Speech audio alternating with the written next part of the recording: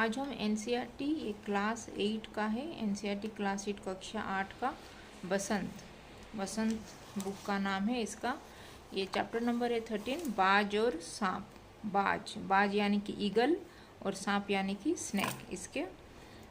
इसका एक स्टोरी है, कहानी है, उसके बारे में आज हम पढ़ेंगे। इसका एक्सप्लेनेशन आज हम जानेंगे।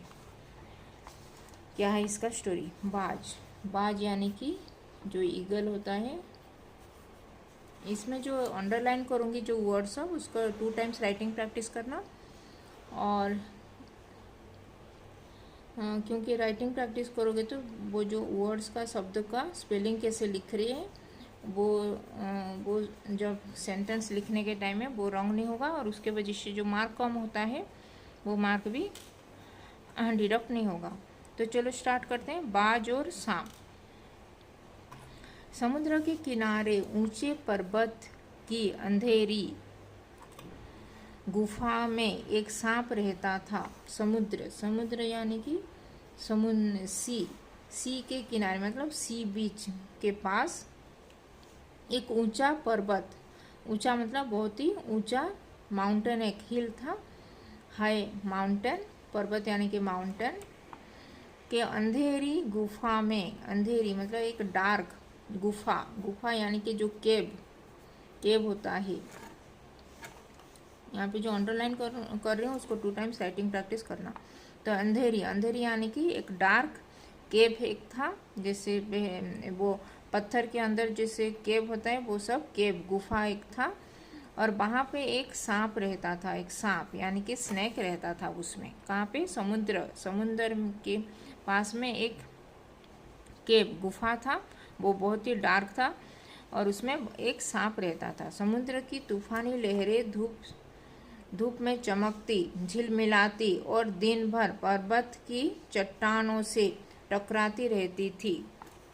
तूफानी लहरें, तूफान आता था, जो समुद्र की लहरों से जो तूफान आता था, लहरें यानी कि जो समुद्र का जो वेव्स आता है वहाँ पे तूफानी यानी कि जो साइक्लोन, जब साइक्लोन होता है तभी वो जो लहरें इधर आगे चले आते हैं, जो पानी जो लहरें जो तूफान लहर होता है तभी धूप में चमकती, धूप यानी कि जो ये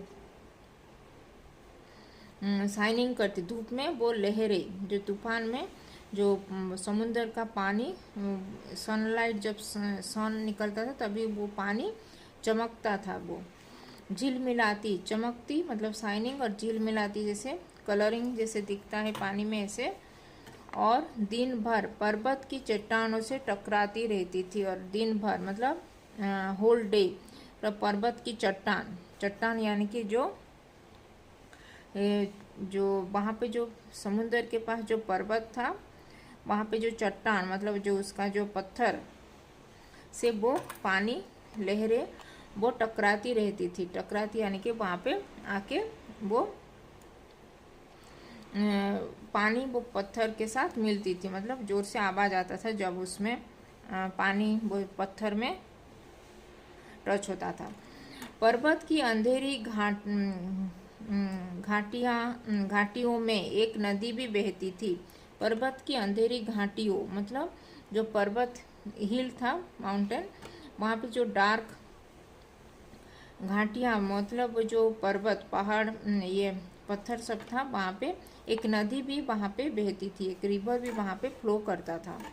अपने रास्ते पर बिखरे पत्थरों को तोड़ती, जो अपने रास्ता जो सड़क के साइड में बिखरा हुआ जो पत्थर स्टोन सब था उसको तोड़ती थी। वो जो पानी जब आता है तभी जो स्टोन, ये बड़ा बड़ा स्टोन, तभी वो पानी बह कर वो पानी स्टोन को भी ये फटा देते हैं, वो क्रैक हो जाता है वो स्टोन, और वो छोटा छोटा पीसेस में हो जाता है। तभी पत्थर भी तोड़ देता था, और पत्थर को भी वो पानी तोड़ देता था। और शोर मचाती हुई, और वो जो पानी जो समुद्र का जो वेव्स आता था वो एक शोर मतलब एक नॉइज वहाँ पे साउंड आता था, तो मचाती हुई नदी बड़े जोर से समुद्र की ओर लपकती जाती थी।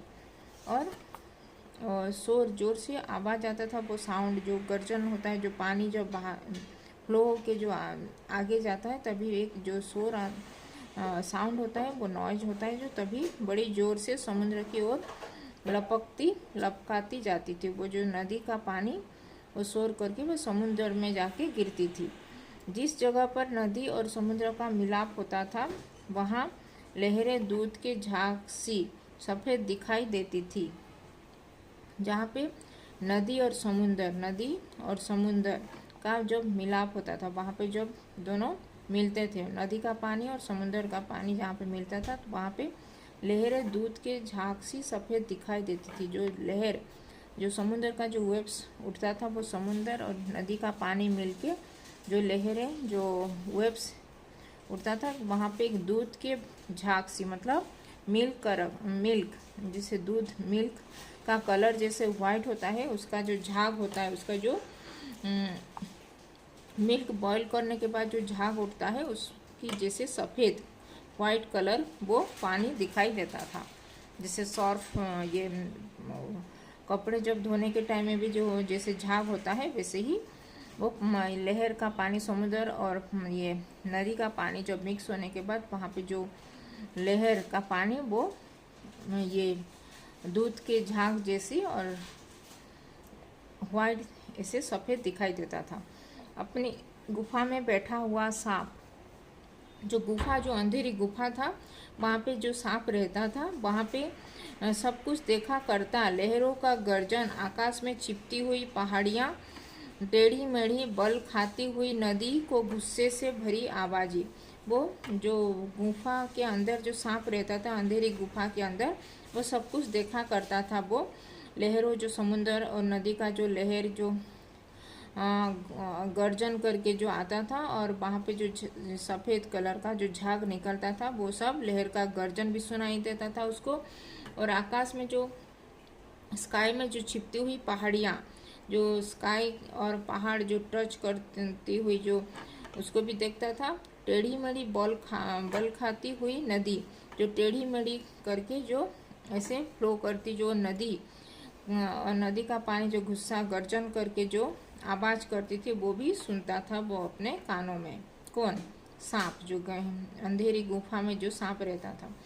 वह मन ही मन खुश होता था कि इस गर्जन तर्जन के होते हुए भी वह खुशी और सुरक्षित थी।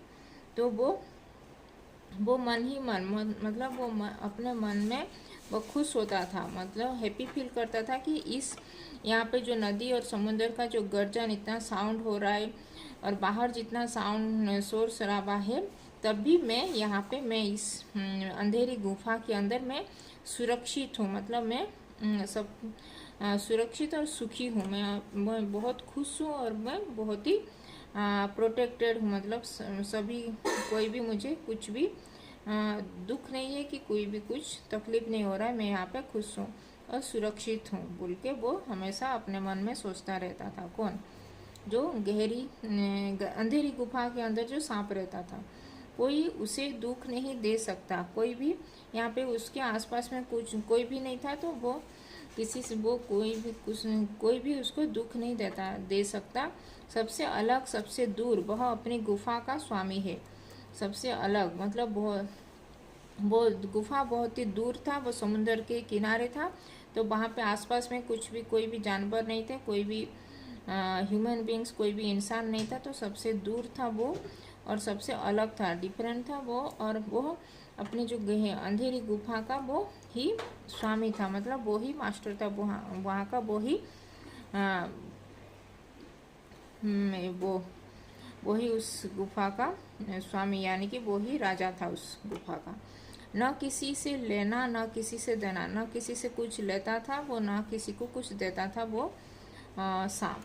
दुनिया की भाग दौड़, छीना झपटी से बहुत दूर है। दुनिया की जो भाग दौड़ जिंदगी है, सब लोग कुछ ना कुछ पाने के लिए जो भाग रहे हैं, दौड़ रहे हैं। छीना झपटी, जो कोई किसी का छीन रहा है, कोई किसी का ले रहा है, ऐसे सबसे वो बहुत ही दूर है वो अंधेरी गुफा का जो रहने वाला सांप।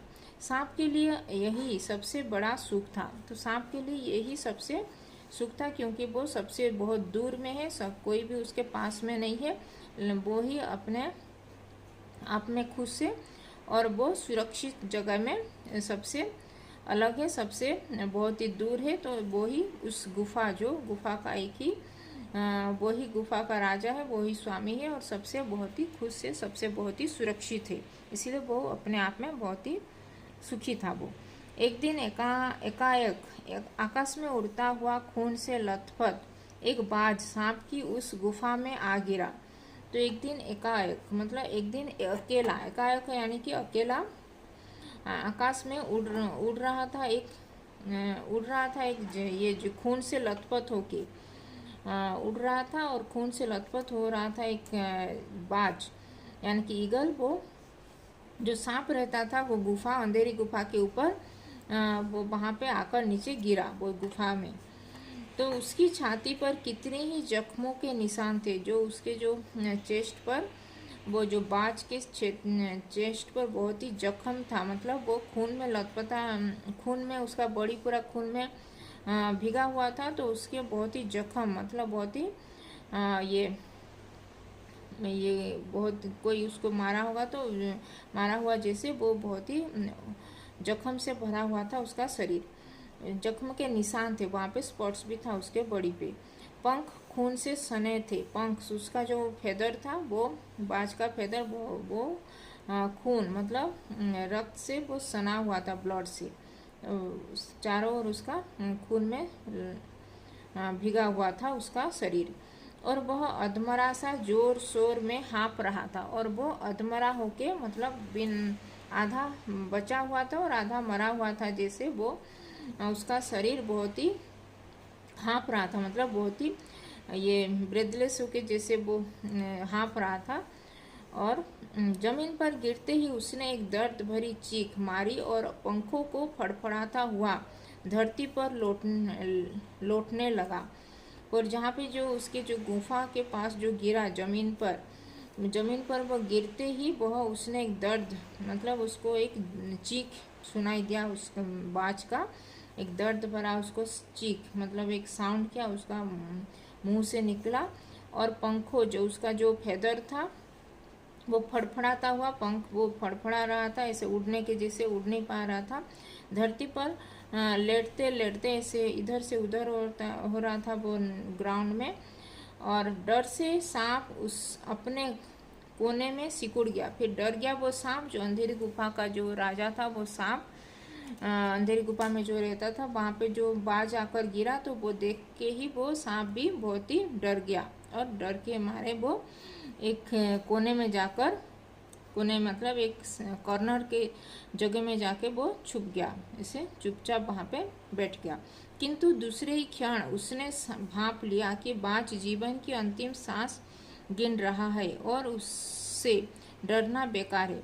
और कुछ ही क्षण के बाद वो, कुछ ही क्षण यानी कि कुछ मोमेंट्स के बाद वो सांप भी, उसको भी पता चल गया कि वो बाज था जो ईगल, वो उसके लाइफ का जो लास्ट स्टेज में पहुंचा है, और वो लास्ट ब्रेथ अभी लेने वाला है। तो वो उससे और क्या डरना है बोल के वो, और डरना उससे बेकार है, तो मैं अभी उसके पास वो जाने के लिए रेडी हो गया। यह सोचकर उसकी हिम्मत बंधी, तो यह सोच लिया कि वो बाज तो अभी उसका कुछ नहीं बिगाड़ सकता, क्योंकि वो अभी अधमरा होके पड़ा हुआ है, वो अंतिम सांस उसका ले रहा है, तो वो अभी मुझे कुछ नहीं कर पाएगा। और वो थोड़ा हिम्मत, उसका जो हिम्मत, जो करेज था वो दिखा के वह रेंगता हुआ जो सांप ऐसे क्रॉलिंग करके वो घायल पक्षी, जो घायल हुआ था वो जो बाज, ये ओंडेड होता है, उसका शरीर पूरा खून से लथपथ हुआ था, जो बाज के पास आके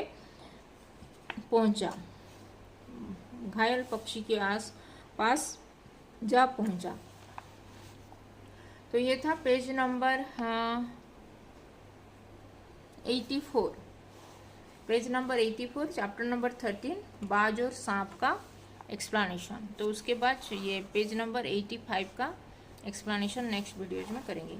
तो इसमें जो अंडरलाइन की हूँ जो शब्दों के अर्थ, उसको 2 टाइम्स राइटिंग प्रैक्टिस करना, और जो भी इसमें कुछ डाउट है, जो शब्द के मीनिंग्स नहीं जान पाए, तो उसको कमेंट में लिख सकते हो। और अभी तक चैनल को सब्सक्राइब नहीं किया तो हिंदी पाठमाला विथ ममता चैनल को सब्सक्राइब कर देना। तो धन्यवाद, थैंक यू। बाज और सांप, एनसीईआरटी क्लास 8 ये बसंत, एनसीईआरटी क्लास 8 बसंत बुक का ये चैप्टर नंबर 13 बाज और सांप का एक्सप्लेनेशन, पेज नंबर 84। तो धन्यवाद, थैंक यू।